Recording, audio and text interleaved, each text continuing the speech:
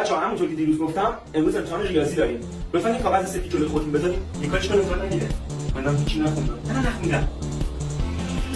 این بابا این ماشین هم نمی‌نویسه. پسر برو این ماشین بیار از دفتر. الان یا بعداً؟ الان آبی یا مشکی؟ نمی‌دونم مشکی بیار. مشکی یا قرمز؟ برو از همه رنگا بیار. وقتی طرفم. از هر رنگ چند تا بیارم؟ میزنم تو دهنت. محکم یا یواش؟ تو حیوانی به خدا. گاو یا خر؟ پاشو شما بیرون اصلا نمی‌خواد ماشین بیاری. پاشو بیرون. الان یا بعداً؟ همین الان. شما هم با من میاین یا من تنها برم؟ ببین میکشمت. با چاقو یا با تفنگ؟ با تفنگ. تو ذهنتون یا واقعی؟ واقعی.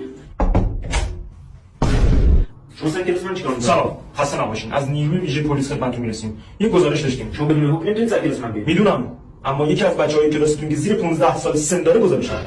کدومتون گزارش داد؟ من بودم گزارش دادم. خب آقای پلیس لطفاً گوش بدین. ببین میکشمت. با چاقو یا با تفنگ؟ تو ذهنتون یا واقعی؟ شما دست بگیر جلو. پشیمون میشی. دست بگیر جلو. شما سر کلاس من چیکار می‌کنید؟ سلام، خسته